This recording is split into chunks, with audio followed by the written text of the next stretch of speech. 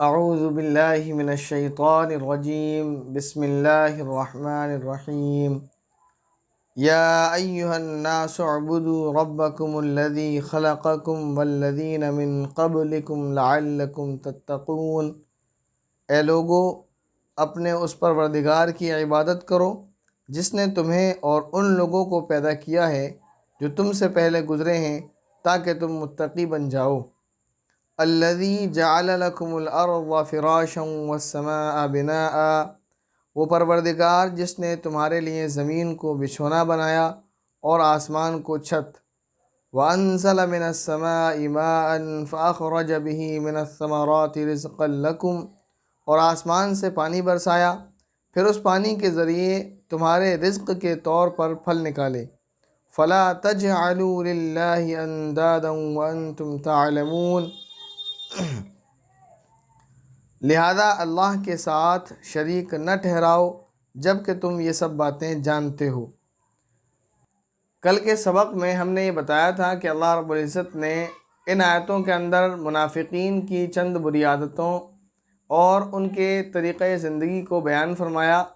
یہاں اس آیت کے اندر اللہ رب العزت عقیدہ توحید کو بیان فرما رہے ہیں اور بندوں کو یہ تاکید فرما رہے ہیں کہ ایک اللہ کو ماننے والے بن جاؤ، اللہ کے علاوہ اللہ کی ذات میں کسی کو شریک نہ ٹھہراؤ، اللہ کا کسی کو ساتھی نہ سمجھو، کیونکہ اہل عرب جو ان کا عقیدہ تھا اور وہ یہ بات جانتے تھے اور مانتے بھی تھے کہ اللہ رب العزت نے ہی اس تمام کائنات کو بنایا، زمین اور آسمان، سورج چاند کو بنایا۔ یہی چیز اللہ رب العزت نے یہاں بیان فرمائی کہ اللہ تو وہ ہے جس نے اس کائنات کی ہر چیز تمہارے لیے بنائی، الغرض زمین بنائی، آسمان بنایا، اور پھر آسمان سے پانی برسایا، پھر تمہارے لیے اس پانی کے ذریعے سے رزق نکالا۔ تو یہ ساری چیزیں اللہ رب العزت بیان فرما رہے ہیں جو مشرکین عرب خود مانتے تھے، لیکن اس کے باوجود یہ عقیدہ رکھتے تھے کہ اللہ رب العزت نے بہت سارے کام بتوں کے ذمے سونپ رکھے ہیں کہ بت وہ کام کرتے ہیں۔ مثلا کوئی بت سورج نکالتا ہے، کوئی بت چاند نکالتا ہے، کوئی بت ہوا چلاتا ہے، دوسری چیزوں کے انتظام کرتا ہے، یعنی اللہ رب العزت نے یہ کام ان کے سپرد کر رکھے ہیں، اب انہی کے اختیار میں ہیں، تو لہذا ان سے ہی مانگا جائے اور ان کی بھی عبادت کی جائے، کیونکہ یہ کام اللہ رب العزت نے ان کے مکمل اختیار میں دے رکھے ہیں، تو وہ جو چاہیں گے وہ ہوگا۔ تو اللہ رب العزت یہاں بیان فرما رہے ہیں کہ اللہ کی ذات تو وہ ہے کہ جس نے اس تمام کائنات کو بنایا ہے، تو جب اس کو بنانے میں کسی کی ضرورت نہیں پڑی، جب اس نے اتنی بڑی کائنات کو بنائی، تب اس نے اپنا کسی کو ساتھی اور شریک نہیں بنایا کہ وہ اس کے ساتھ میں مل کر اس کائنات کو بنانے میں مدد کرتا، تو پھر اس کائنات کو چلانے کے لیے اللہ رب العزت کو کسی کی مدد کی ضرورت نہیں ہے۔ جب ایسا نہیں ہے اور اللہ رب العزت نے اپنے لیے مددگار بنا کر نہیں رکھے ہوئے ہیں، تو لہذا عبادت بھی صرف اللہ رب العزت کی جائے، اس کے علاوہ کسی اور کی عبادت نہ کی جائے۔ آگے ارشاد فرمایا وَإِن كُنتُمْ فِي رَيْبٍ مِّمَّا نَزَّلْنَا عَلَىٰ عَبْدِنَا فَأْتُوا بِسُورَةٍ مِّن مِّثْلِهِ، اور اگر تم اس قرآن کے بارے میں ذرا بھی شک میں ہو جو ہم نے اپنے بندے یعنی محمد صلی اللہ علیہ وسلم پر اتارا ہے، تو اس جیسی کوئی ایک صورت ہی بنا لاؤ۔ وَادْعُوا شُهَدَاءَكُم مِّن دُونِ اللَّهِ إِن كُنتُمْ صَادِقِينَ، اور اگر سچے ہو تو اللہ کے سوا اپنے تمام مددگاروں کو بلا لو۔ فَإِن لَّمْ تَفْعَلُوا وَلَن تَفْعَلُوا، پھر بھی اگر تم یہ کام نہ کر سکو اور یقیناً کبھی نہیں کر سکو گے، فَاتَّقُوا النَّارَ الَّتِي وَقُودُهَا النَّاسُ وَالْحِجَارَةُ، تو ڈرو اس آگ سے جس کا ایندھن انسان اور پتھر ہوں گے، اعدت للکافرین، وہ کافروں کے لیے تیار کی گئی ہے۔ اس آیت کے اندر اللہ رب العزت نے عقیدہ توحید کے بعد عقیدہ رسالت کو بیان کیا، یعنی یہ فرمایا کہ اللہ کے نبی صلی اللہ علیہ وسلم پر بھی ایمان لے آؤ، اور اگر تم ان پر نازل کردہ کتاب جو ہم نے ان کے اوپر نازل فرمائی ہے اس میں اگر شک کرتے ہو اور یہ سمجھتے ہو کہ یہ خدا کا کلام نہیں ہے، کیونکہ بعض کو کافر جو تھے ان کا ماننا یہ تھا کہ نبی پاک صلی اللہ علیہ وسلم نعوذ باللہ شاعر ہیں اور قرآن کریم خدا کا کلام نہیں ہے بلکہ انہوں نے ہی یہ کلام اپنے پاس سے بنا لیا ہے۔ تو اللہ رب العزت فرما رہے ہیں کہ اگر تمہیں ایسا لگتا ہے کہ یہ کلام اپنے پاس سے بنا لیا گیا تو تم اس جیسی ایک صورت لے کر آؤ۔ اللہ رب العزت فرما رہے ہیں کہ تم ایسا نہیں کر سکو گے، اور چیلنج کے ساتھ اللہ رب العزت نے کہا تم اس کو کبھی نہیں کر سکو گے، اور یہ بھی کہا کہ تم اکیلے نہیں بلکہ تم اللہ کے سوا جس کو اپنا معبود سمجھتے ہو، جس کو اپنا مددگار سمجھتے ہو، ان سب کو بلا لو، اور تمہیں مہلت ہے قیامت تک کی کہ تم اس جیسی ایک صورت بھی نہ بنا سکو گے۔ یعنی مطلب یہ ہے کہ یہ کلام اللہ خدا تعالیٰ ہی کا کلام ہے، یہ قرآن کریم اللہ رب العزت ہی کی طرف سے نازل کیا گیا، اس کو کسی انسان نے نہیں گھڑا ہے۔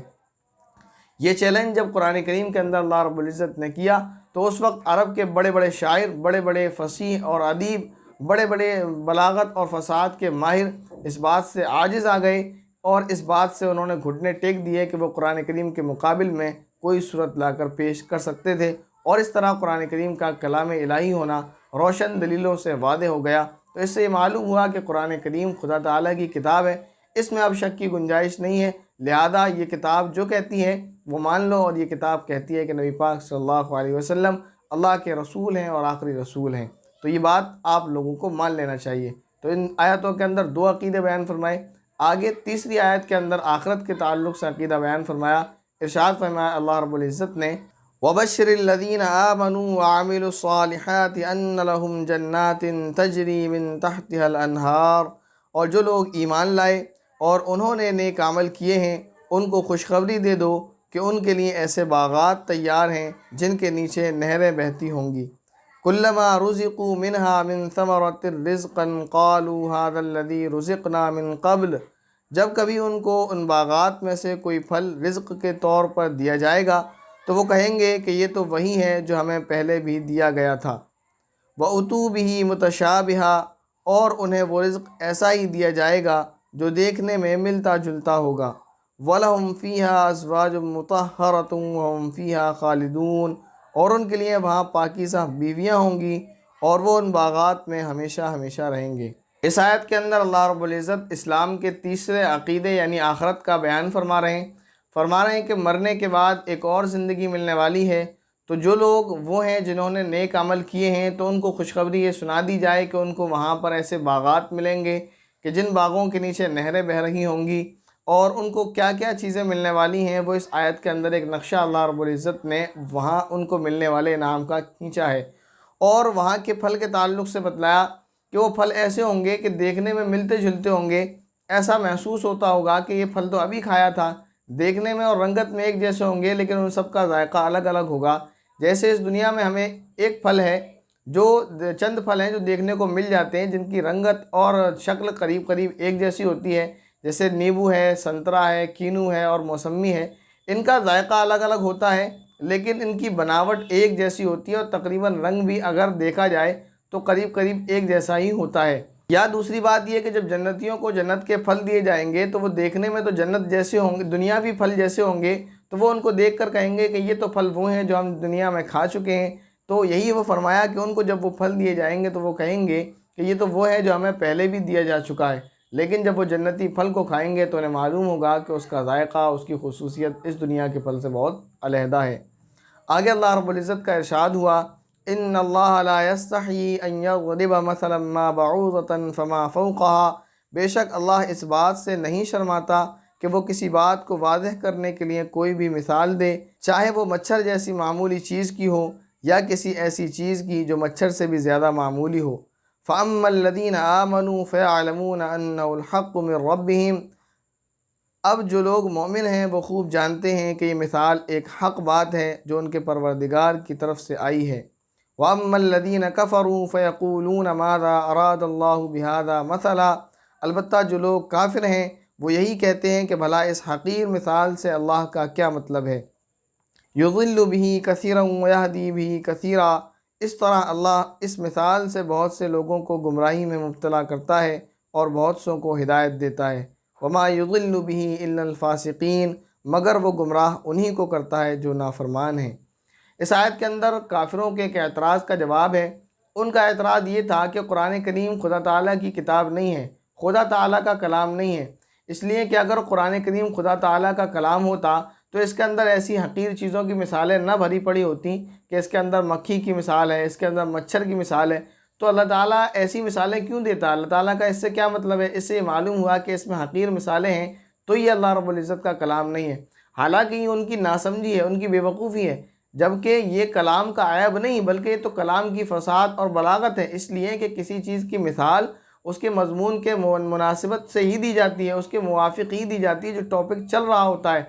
اگر جب مثال کسی حقیر چیز کو دینا ہے تو اس کے سامنے پھر حقیر چیز ہی پیش کی جائے گی۔ جیسے میں نے آپ کو جنتی پھل کے مقابلے میں ایک دنیاوی مثال پیش کی کہ ملتے جلتے پھل کس طرح کے ہو سکتے ہیں، تو جس چیز کی آپ بات کر رہے ہیں، جو ٹاپک جو مضمون آپ کا چل رہا ہے، تو مثال بھی اسی جیسی ہوگی۔ تو جب مثال حقیر کی چیز کی دینا ہے تو جس چیز سے مناسبت اس کی ہے اسی چیز کے ذریعے اس کی مثال پیش کی جائے گی۔ یہ کلام کی فصاحت اور بلاغت کہلاتی ہے، اس کو کلام کا عیب نہیں کہتے، لیکن یہ ان کی ناسمجھی ہے اور ہٹ درمی یا پھر ضد ہے، جس کی وجہ سے وہ ہدایت کو قبول نہیں کرنا چاہتے۔ اسی وجہ سے اللہ رب العزت نے فرمایا کہ یہ ایسی مثالیں ہیں کہ جو حق کو قبول کرنا چاہتے ہیں تو وہ ان مثالوں کو دیکھ کر حق کو قبول کر لیتے ہیں، اور جن کے دل میں کفر اور ضد اور ہٹ دھرمی بھری ہوئی ہے پھر وہ ان مثالوں کو قبول نہیں کرتے اور وہ اپنی نافرمانیوں کی وجہ سے گمراہ ہو جاتے ہیں۔ اللہ رب العزت ہم سبھی کو صراط مستقیم پر چلنے کی توفیق عطا فرمائے اور ہم سبھی کو گمراہی کے راستے سے محفوظ فرمائے۔ آمین۔ السلام علیکم ورحمۃ اللہ وبرکاتہ۔